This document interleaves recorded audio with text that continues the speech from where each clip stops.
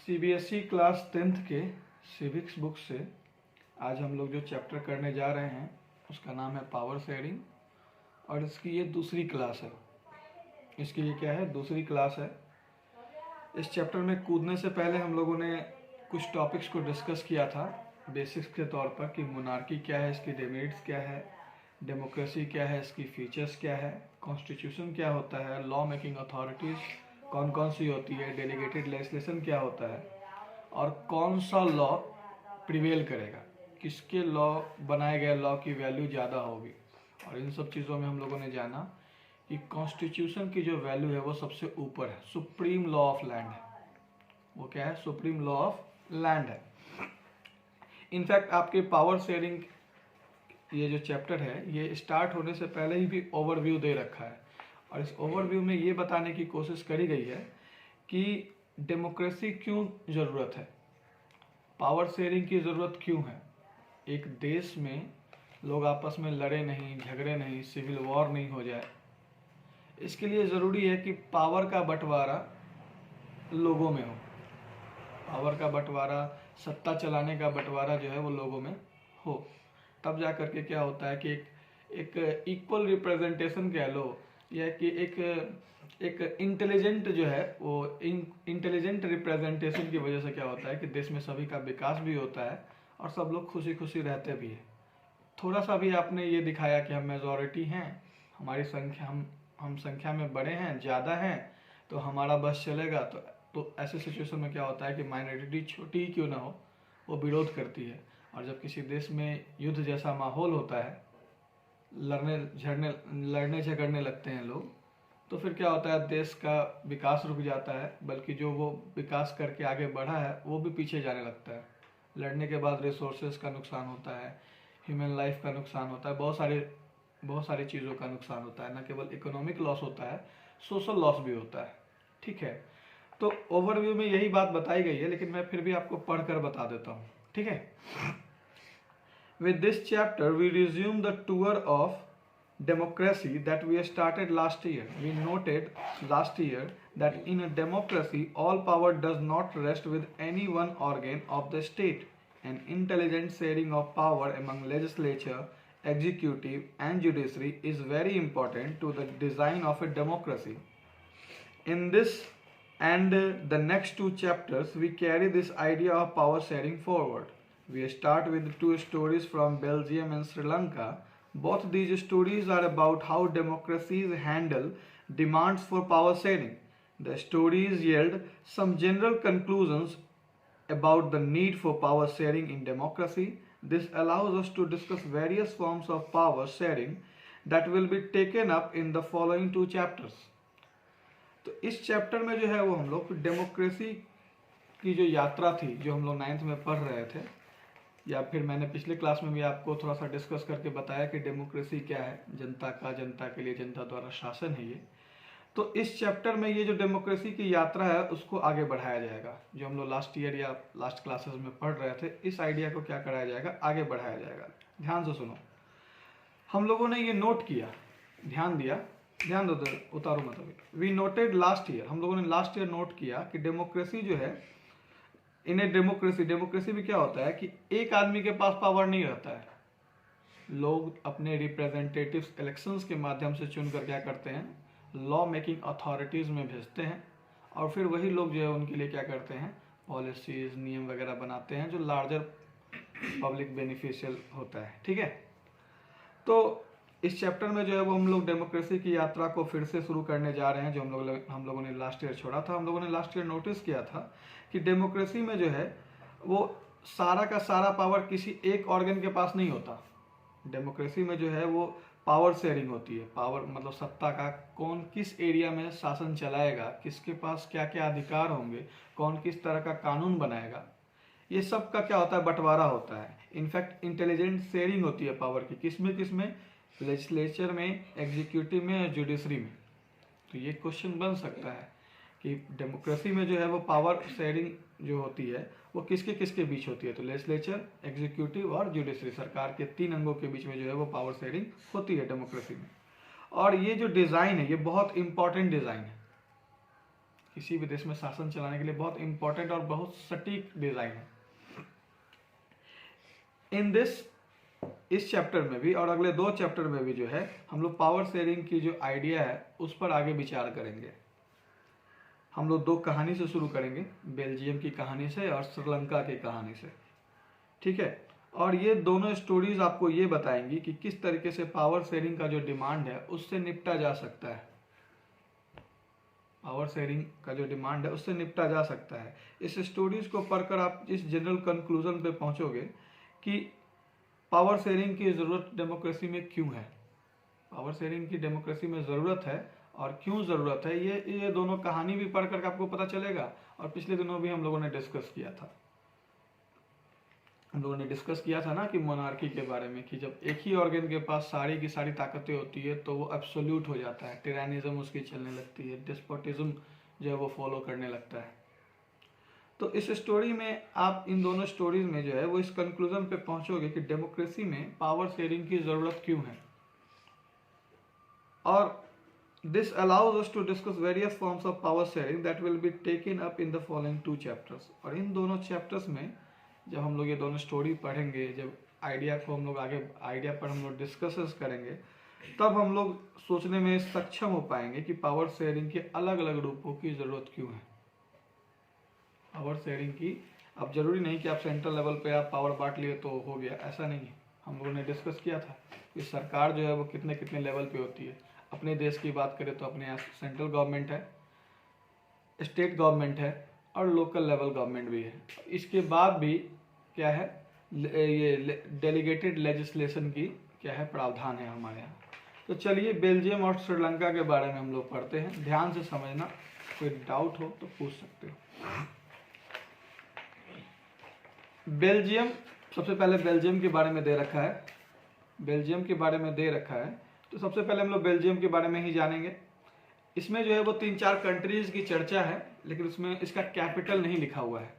जब कभी भी आप किसी भी कंट्री का नाम सुनते हो जो आपको अनजान लगता है, जैसे हमारे देश के आगे पीछे जो देश है उसके बारे में तो हम लोग जानते हैं कि भाई पाकिस्तान कहाँ है, बांग्लादेश कहाँ है, भूटान कहाँ है, चाइना कहाँ है, ये तो हम लोग जानते हैं। लेकिन बेल्जियम आपके लिए थोड़ा नया होगा कि अरे ये तो थोड़ा सा नया नाम है, या यूरोप में है इतना पता है लेकिन कहाँ है ये नहीं पता है। तो जब कभी भी आप कोई नया देश सुनते हो तो 2 काम करना है आपको। पहला, उसको मैप में देखो, गूगल मैप में भी देख सकते हो। गूगल मैप में देखो कि वो जगह कहाँ है, उसकी सराउंडिंग्स में कौन कौन से कंट्री हैं, ठीक है, इतना आपको देखना है। और दूसरी चीज़ जो देखनी है वो ये देखनी है कि उसका कैपिटल कहाँ है। तो इसमें 3-4 देश जो है उसका चर्चा है। तो जैसे शुरुआत में जो है वो बेल्जियम का चर्चा है, तो बेल्जियम की राजधानी क्या है, ब्रुसेल है। नीदरलैंड एम्स्टरडैम, नीदरलैंड की राजधानी क्या है, एम्स्टरडैम है। फ्रांस की पेरिस, जर्मनी की बर्लिन, ठीक है। तो चलिए सबसे पहले हम लोग बेल्जियम के बारे में पढ़ें, ठीक है। Belgium is a small country in Europe, smaller in area than the state of Haryana. It has borders with Netherlands, France and Germany. It has a population of a little over 1 crore, about half the population of Haryana. The ethnic composition of this small country is very complex. Of the country's total population, 59% lives in the Flemish region and speaks Dutch language. Another 40% people live in Wallonia region and speak French. Remaining 1% of the Belgians speak German. In the capital city Brussels, 80% people speak French while 20% are Dutch speaking. तो Belgium जो है वो Europe का एक छोटा सा country है, इतना छोटा कि उसको इंडिया के हरियाणा से भी, इंडिया का जो हरियाणा जगह है, राज्य है, उससे भी छोटा कहा गया है। इंडिया में जो हरियाणा का जितना एरिया है उससे भी छोटा है बेल्जियम, ठीक है। और इसकी जो बॉर्डर्स है वो टच करती है कौन कौन से कंट्री को, नीदरलैंड, फ्रांस और जर्मनी। नीदरलैंड, फ्रांस और जर्मनी को टच करती है। पॉपुलेशन जो है वो 1 करोड़ से थोड़ा ही ज्यादा होगा, अ लिटिल ओवर 1 करोड़ से बेल्जियम का पॉपुलेशन थोड़ा ही ज्यादा होगा। एथनिक कंपोजिशन, एथनिक कहते हैं कलर के आधार पे, एथनिसिटी, जैसे एथनिसिटी के आधार पे हम लोग करते हैं ना, ब्रूनेट हो गया और ब्लोंड हो गया, ठीक है। तो इस तरीके से वो होता है। एथनिसिटी कंपोजिशन जो है, एथनिसिटी कंपोजिशन जो है इस कंट्री की काफ़ी कॉम्प्लेक्स है, काफ़ी जटिल है, काफ़ी अलग अलग लोग जो है वो यहाँ पे रहते हैं। कंट्री के टोटल पॉपुलेशन की बात करो, अभी जो है वो आपको दिमाग में रखना है, सुनो सुनो, किताब नहीं देखने की जरूरत। बेल्जियम को पूरा एज ए कंट्री आपको दिमाग में रखना है और पूरे कंट्री के पॉपुलेशन की बात हो रही है, ठीक है। और फिर जो है वो हम लोग कैपिटल में कितना किसका पॉपुलेशन है उसके बारे में जिक्र करेंगे, तो कंफ्यूज मत होना, ठीक है। हालांकि हम लोग बार बार रिपीट भी करेंगे, आई विल रीइटरेट। तो एथनिक कंपोजिशन यहाँ की इस छोटी सी कंट्री की बड़ी कॉम्प्लेक्स है। टोटल पॉपुलेशन का 59% जो है वो फ्लेमिश रीजन में रहते हैं। दो रीजन की चर्चा करी गई है रीजन की। रीजन कहते हैं प्रदेश को, एरिया को, REASON वाला नहीं, कारण वाला नहीं, REGION जो है वो प्रदेश वाला है, ठीक है। तो कंट्री का जो टोटल पॉपुलेशन है उसकी 59% जो है वो फ्लेमिश रीजन में रहती है। और ये कौन सा लैंग्वेज बोलती है? डच। यानी कि टोटल की बात करें तो 59% लोग जो है वो क्या है, डच स्पीकिंग है।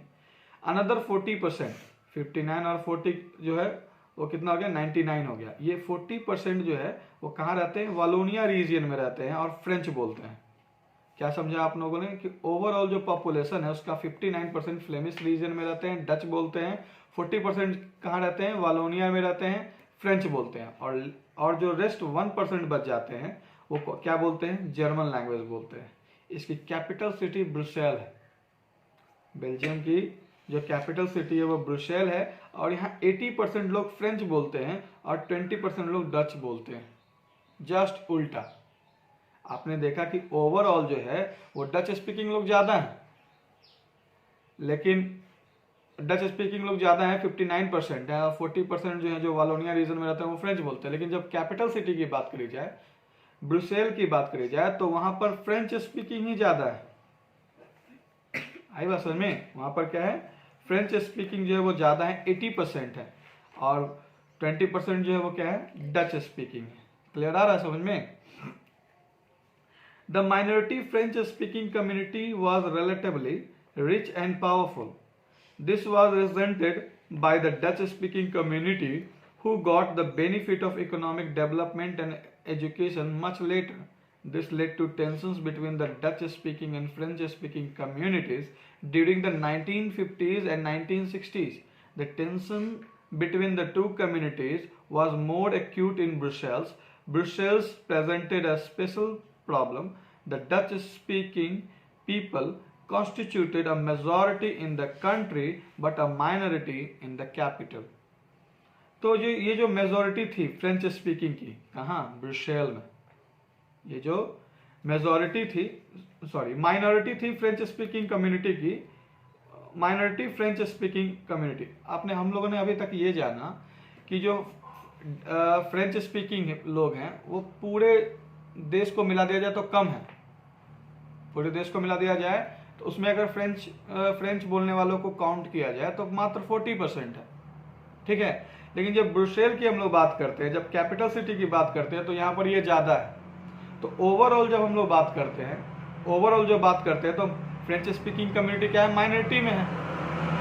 पूरे देश की बात करते हैं, पूरे बेल्जियम की बात करते हैं हम लोग, तो क्या है? फ्रेंच स्पीकिंग कम्युनिटी जो है वो क्या है? माइनॉरिटी में है और रिलेटिवली रिच है और पावरफुल है।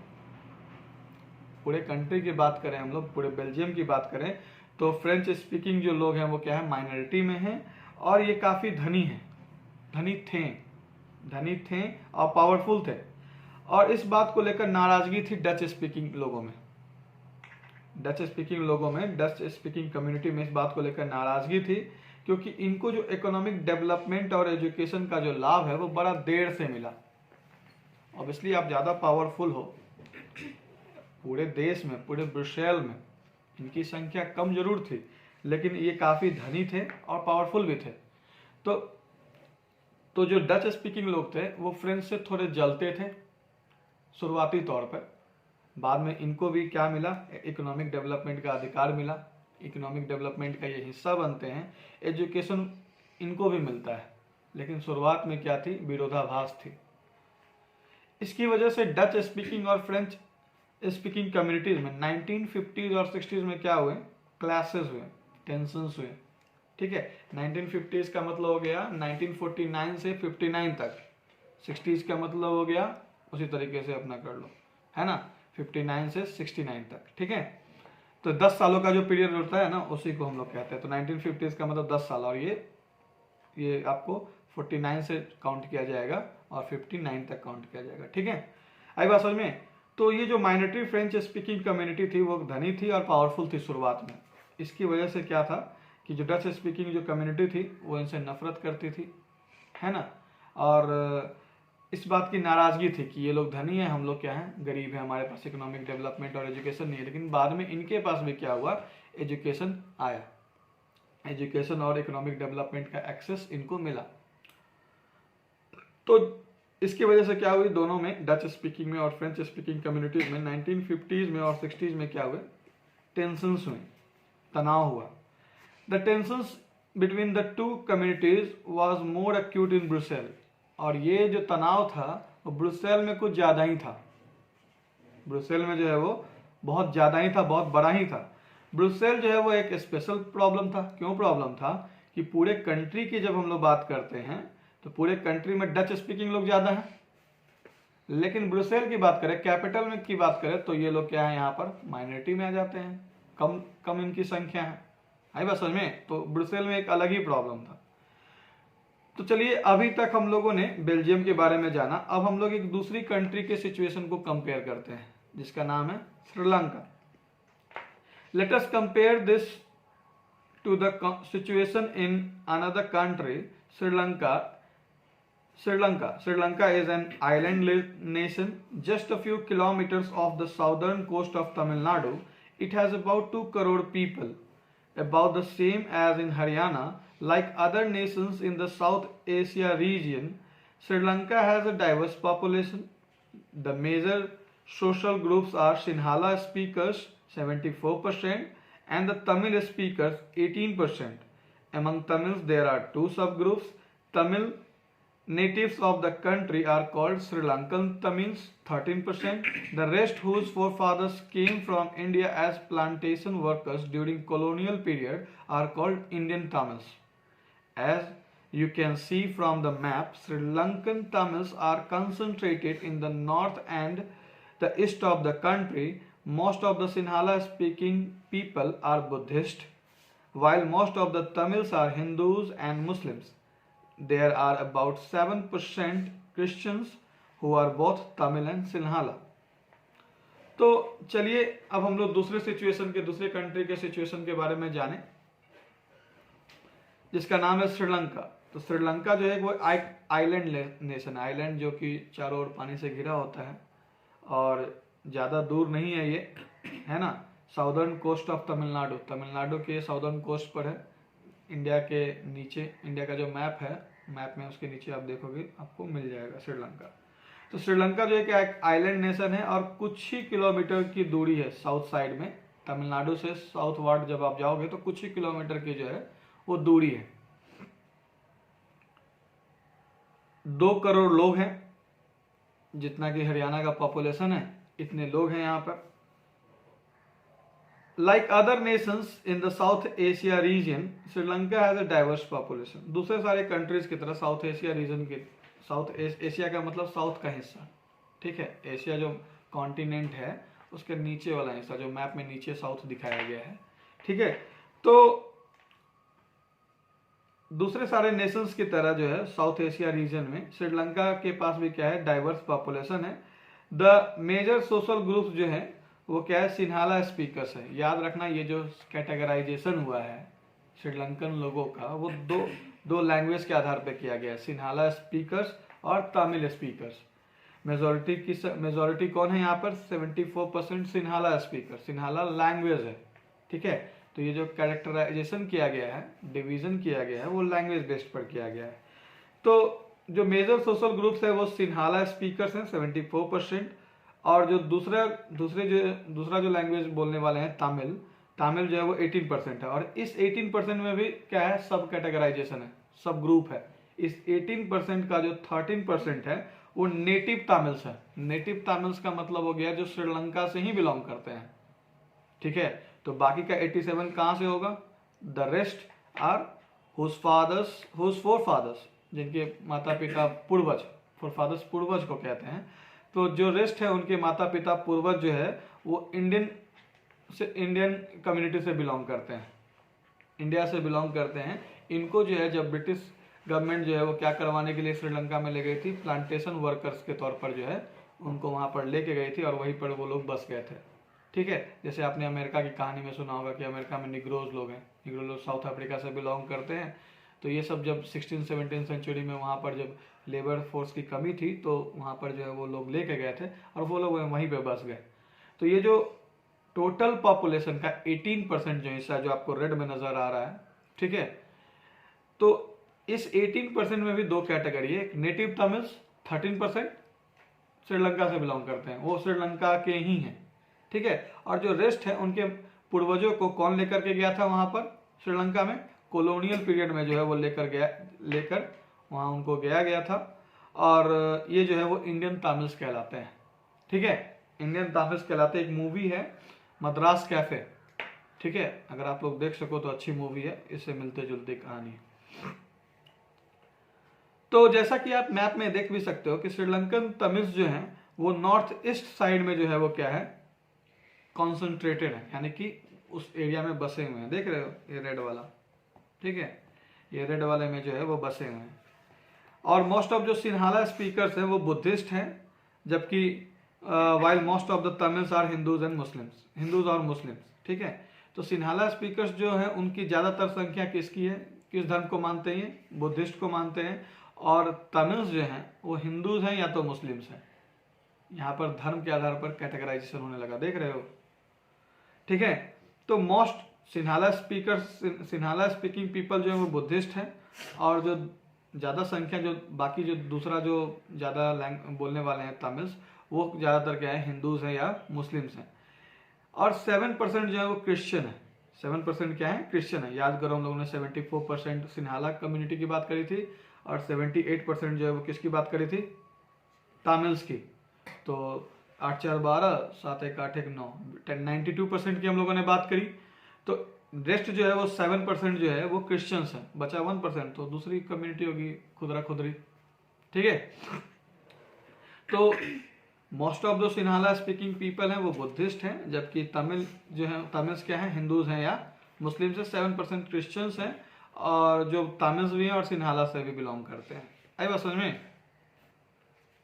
जस्ट इमेजिन, दोनों देश का आपने स्थिति जाना, कहाँ पर कितने लोग कौन सा लैंग्वेज बोल रहे हैं, कहाँ टेंशन हुआ नहीं हुआ। श्रीलंका में भी टेंशन होती है, ऐसा नहीं है। तो just imagine what could happen in situations like this.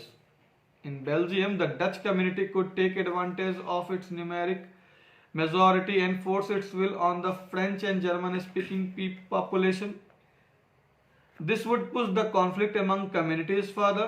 This could lead to a very messy partition of the country. Both the sides would claim control over Brussels. In Sri Lanka, the Sinhala community enjoyed an even bigger majority and could impose its will on the entire country. Now let us look at what happened in both these countries.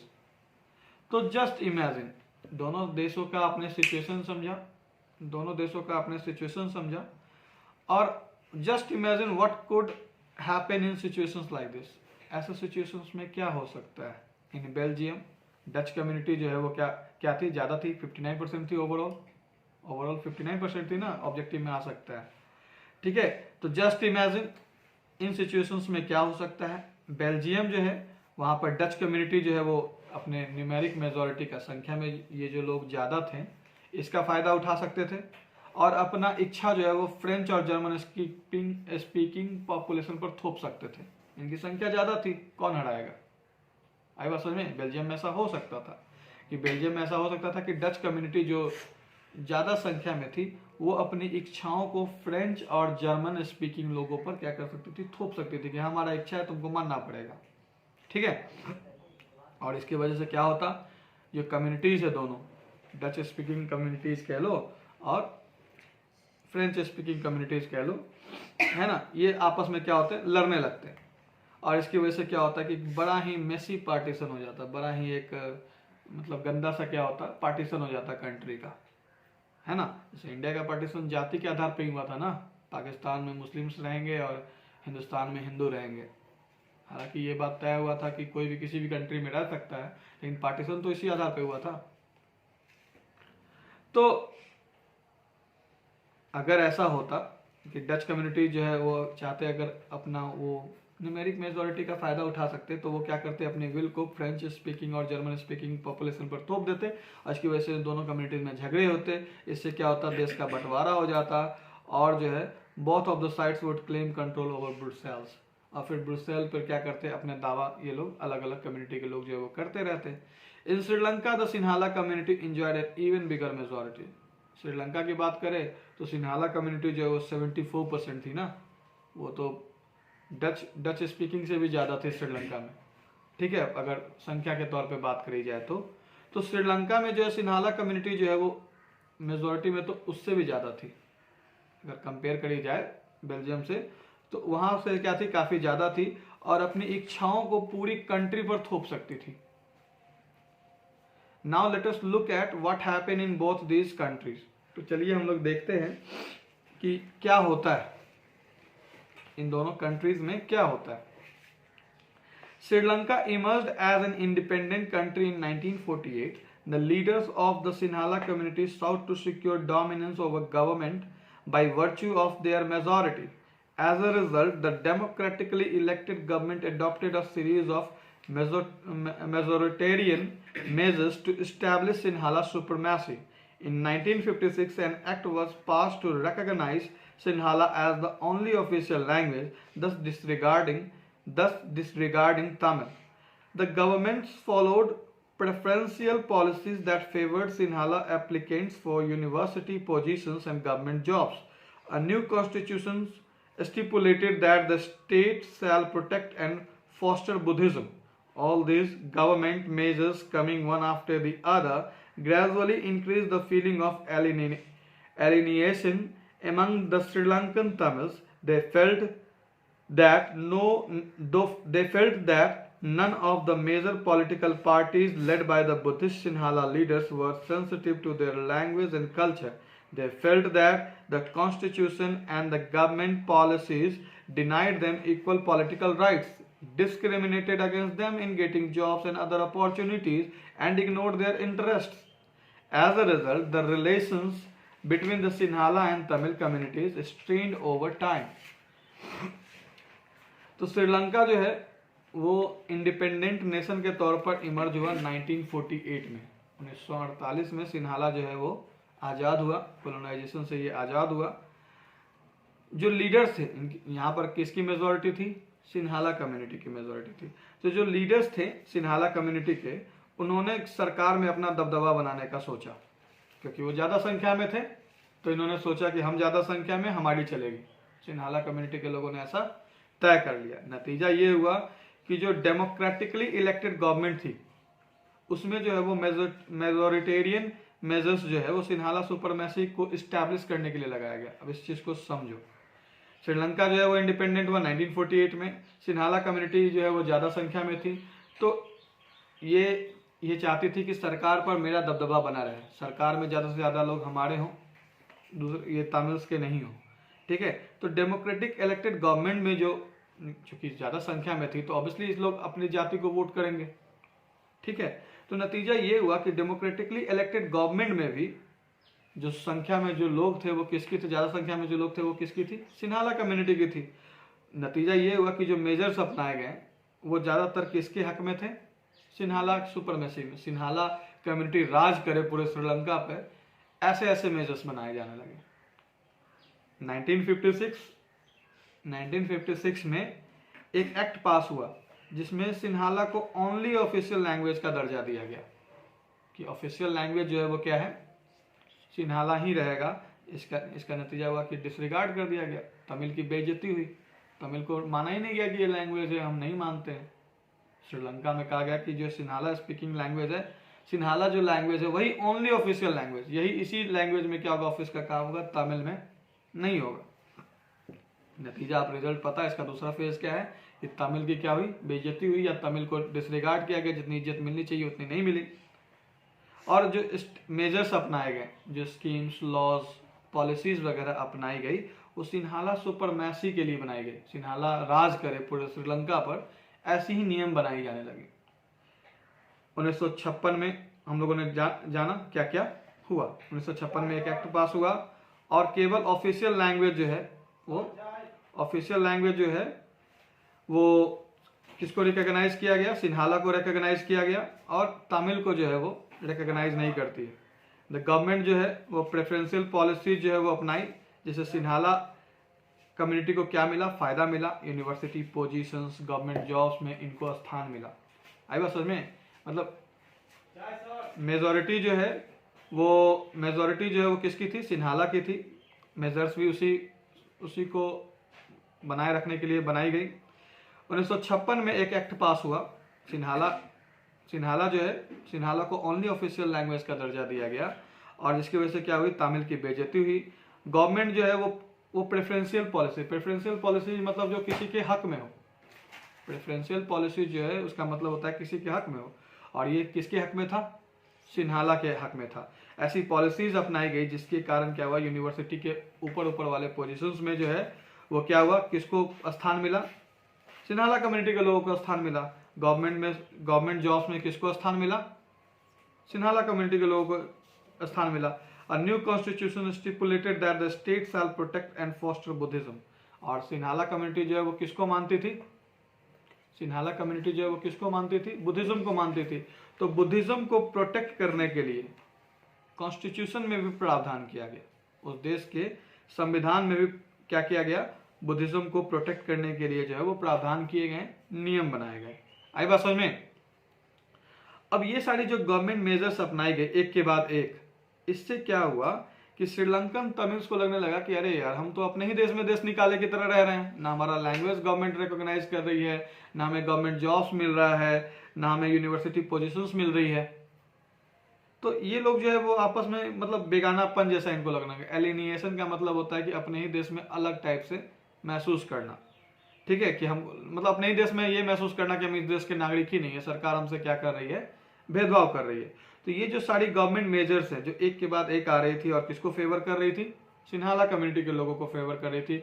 वो लोग जो धर्म follow कर रहे थे उनको favour कर रही थी, उनके लिए प्रावधान बनाया जा रहा था। इससे जो है इनमें जो है वो एक एलिनिएशन की फीलिंग आ गई, किसमें, श्रीलंकन तमिल्स में। उनको लगा कि none of the major political parties, कोई भी मेजर पॉलिटिकल जो मुख्य पॉलिटिकल पार्टीज है वो जो कि बुद्धिस्ट सिन्हाला लीडर्स लीड कर रहे हैं, वो हमारी सुनने वाली नहीं है, हमारे लैंग्वेज के प्रति, हमारे कल्चर के प्रति ये लोग संवेदनशील नहीं है। मतलब हम श्रीलंकन तमिल्स ये सोचने लगे कि हम जो लैंग्वेज बोलते हैं, हम जो कल्चर अपनाए हैं, हमारा जो कल्चर है, हमारा जो लैंग्वेज है, हमारा जो धर्म है, इसके प्रति श्रीलंकन खास करके सिन्हाला कम्युनिटी के लोग जो सरकार में हैं, इनके नज़र में हमारी कोई इज्जत नहीं है। ये अपने ही देश में देश निकाला जैसा महसूस करने लगे, एलिनिएशन वाली फीलिंग जो है इनके अंदर आ गई। क्लियर आ रहा है समझ में? क्या समझा हम लोगों ने अभी तक? श्रीलंका जो है 1948 में आज़ाद हुआ, सिन्हाला कम्युनिटी के लोग ज़्यादा थे तो सरकार में इन्होंने डोमिनेंस बना ली, है ना। नतीजा ये हुआ कि जो स्कीम्स, मेजर्स अपनाए गए, स्कीम्स, लॉज, पॉलिसीज, इस तरह के जो मेजर्स अपनाए गए वो किसको फेवर करते थे, सिन्हाला सुपरमैसी को फेवर करते थे। 1956 में एक एक्ट भी पास हुआ जिसमें सिन्हाला जो है, जो लैंग्वेज है, उसको ऑफिशियल लैंग्वेज का दर्जा दिया गया, जबकि तमिल को कुछ नहीं माना गया, सेकेंड लैंग्वेज भी इन्होंने नहीं माना, है ना। गवर्नमेंट जो है वो ऐसी पॉलिसीज बनाने लगी जो सिन्हाला के फेवर में था। सिन्हाला एप्लीकेंट जो है उनको जॉब मिलने लगा यूनिवर्सिटी पोजीशंस में, गवर्नमेंट जॉब्स में। एक कॉन्स्टिट्यूशन जो है वो बनाया गया, कॉन्स्टिट्यूशन में इस तरह का प्रावधान किया गया जिसमें बुद्धिस्ट को फेवर किया गया, ना कि जो तमिल्स को फेवर किया गया जो हिंदू और मुस्लिम्स थे। हिंदू और मुस्लिम धर्म को ये नहीं किया गया, फेवर नहीं किया गया, उसके रिगार्डिंग ऐसी कोई मेजर पॉलिसीज नहीं बनाई गई। नतीजा ये हुआ कि जितनी भी सारी गवर्नमेंट मेजर्स थी एक के बाद एक जो आ रही थी, इससे क्या हो रहा था, श्रीलंकन तमिल्स के बीच जो है वो अपने ही देश में देश निकाला जैसा महसूस करने की फीलिंग जाग रही थी। और उन्होंने महसूस किया कि कोई भी पॉलिटिकल पार्टी जो है जिसको लीड करने का काम कौन कर रहे हैं, बुद्धिस्ट सिन्हाला लीडर्स कर रहे हैं, वो उनके लैंग्वेज और उनके कल्चर के प्रति क्या नहीं है, सेंसिटिव नहीं है, संवेदनशील नहीं है, उनको हमारी कद्र नहीं है। उन्होंने महसूस किया कि जो कॉन्स्टिट्यूशन है और जो गवर्नमेंट पॉलिसीज है वो उन्हें इक्वल पॉलिटिकल राइट्स नहीं दे रही है, उनके खिलाफ क्या कर रही है, भेदभाव कर रही है, उनसे क्या कर रही है, कॉन्स्टिट्यूशन ही भेदभाव कर रहा है। और कॉन्स्टिट्यूशन बनाने वाला कौन है, सिन्हाला। तो बेसिकली सिन्हाला भेदभाव कर रहे हैं, लेकिन वो कानूनी तौर पर भी भेदभाव कर रहे हैं, है ना। तो उनको पॉलिटिकल राइट्स नहीं दिया जा रहा है, उनको जॉब्स नहीं मिल रहा है, उनको अपॉर्चुनिटीज नहीं मिल रही है, और उनके इंटरेस्ट को क्या किया जा रहा है, इग्नोर किया जा रहा है। As a result the relations, नतीजा ये हुआ कि श्रीलंकन तमिल्स और श्रीलंकन तमिल्स और जो सिन्हाला कम्युनिटी के जो लोग हैं उनमें क्या होने लगा, संबंध जो है वो ज़्यादा बिगड़ने लगा। The Sri Lankan Tamils launched parties in struggles for the recognition of Tamil as an official language for regional autonomy and equality of opportunity in securing education and jobs. But their demand for more autonomy to provinces populated by the Tamils was repeatedly denied. By 1980, several political organizations were formed demanding an independent and Tamil Eelam, that means a state, in northern and eastern parts of Sri Lanka. The distrust between the two communities turned into widespread conflict. It soon turned into a civil war. As a result, thousands of people of both the communities have been killed. Many families were forced to leave the country and as refugees, and many more lost their livelihoods.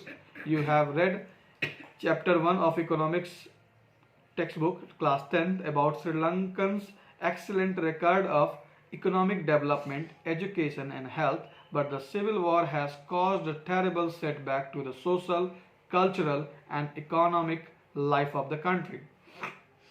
तो हम लोगों ने जाना कि Sinhala community के लोग सरकार में आए, पॉलिसीज भी सिन्हाला सुपरमेसी को एस्टैब्लिश करने में लगी थी, उनके धर्म को क्या किया जाता था, प्रेफरेंस दिया जा रहा था, गवर्नमेंट जॉब्स हो, यूनिवर्सिटी पोजीशंस हो, सब में किसको स्थान मिल रहा था, केवल और केवल सिन्हाला कम्युनिटी के लोगों को मिल रहा था। यहाँ तक कि तमिल को जो है वो ऑफिशियल लैंग्वेज का दर्जा नहीं दिया गया, ऑफिशियल लैंग्वेज तो छोड़ो सेकंड लैंग्वेज का भी दर्जा नहीं दिया गया। नतीजा क्या हुआ कि श्रीलंकन तमिल्स के बीच में और सिन्हाला कम्युनिटी के बीच में, श्रीलंकन तमिल्स या तमिल्स के बीच में, तमिल कम्युनिटी दोनों आ गए जो आते हैं, तो दोनों ही कम्युनिटीज़ के बीच में, सिन्हाला और तमिल कम्युनिटीज़ के बीच में क्या हुआ, तनाव बढ़ गया।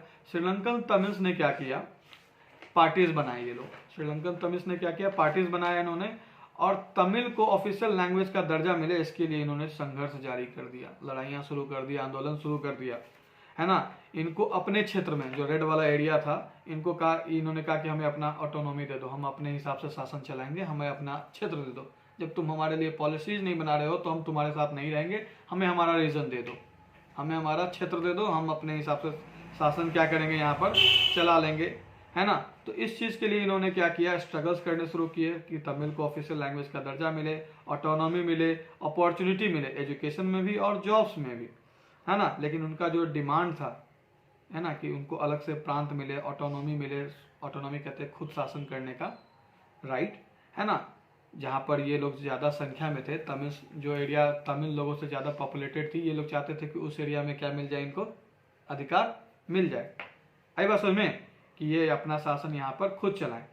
इसके लिए इन्होंने क्या करना शुरू किया, पार्टीज बनाई और आंदोलन शुरू कर दिया। 1980s में बहुत सारे पॉलिटिकल ऑर्गेनाइजेशन जो हैं वो इंडिपेंडेंट तमिल ईलम बनाने का डिमांड करने लगे।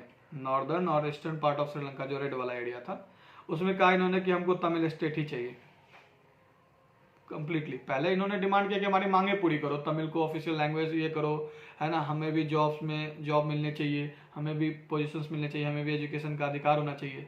जब इनके डिमांड्स को डिनाई कर दिया गया, तब इन्होंने आखिरकार 1980s आते आते इन्होंने क्या कहा कि हमें तमिल ईलम ही दे दो। नॉर्दर्न और ईस्टर्न पार्ट में जहाँ पर हमारी संख्या ज़्यादा है, यहाँ पर हमें क्या कर दो, आप हमारा राज्य ही दे दो, हम अलग से ही शासन चला लेंगे।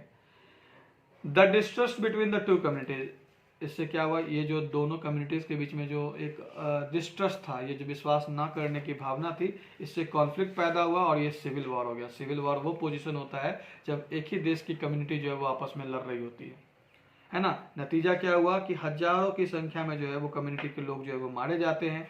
बहुत सारी फैमिली जो है वो एज अ रिफ्यूजी का मतलब होता है जो किसी देश से बिलोंग नहीं करता है, रिफ्यूजी की तरह जो है वो भटकने लगे। उनकी लाइवलीहुड का क्या हो गया, सत्यानाश हो गया। आपने चैप्टर 1 में इकोनॉमिक्स में पढ़ा था कि किस तरीके से श्रीलंका जो है वहाँ पे इकोनॉमिक डेवलपमेंट का, एजुकेशन का और हेल्थ का क्या था, रिकॉर्ड था। लेकिन जब सिविल वॉर हुआ तो इसके कारण टेरिबल सेटबैक आया, काफ़ी पीछे चले गए ये लोग एजुकेशन के क्षेत्र में, इकोनॉमिक लाइफ के क्षेत्र में, कल्चरल लाइफ के क्षेत्र में, सोशल लाइफ के क्षेत्र में। तो सोशली, कल्चरली और इकोनॉमिकली जो है वो क्या हुए, इनका ये काफ़ी पीछे हो गए। आई बात समझ में। तो एक तरफ अब हम लोगों ने पहले पार्ट में क्या पढ़ा कि श्रीलंका की क्या स्थिति थी। पहले पार्ट में हम लोगों ने पढ़ा कि बेल्जियम की क्या स्थिति थी, फिर हम लोगों ने जाना श्रीलंका की क्या स्थिति थी। श्रीलंका में भी कम्युनिटी थी, अलग अलग कम्युनिटी थी, अलग अलग लोगों की एस्पिरेशंस थी। और हम लोगों ने श्रीलंका की स्थिति जाना कि किस तरीके से जो मेजोरिटी वाले लोग हैं, मेजोरिटी जिसकी संख्या ज़्यादा है, कहने का मतलब जब अपना दबदबा बनाते हैं तो किस तरह की स्थिति पैदा हो सकती है। ठीक है, अब हम लोग जो है वो नेक्स्ट क्लास में जो है वो बेल्जियम के बारे में पढ़ेंगे। आई बात समझ में। तो अभी पहले इसको रिवाइज करो आप, कोई दिक्कत है तो बताओ।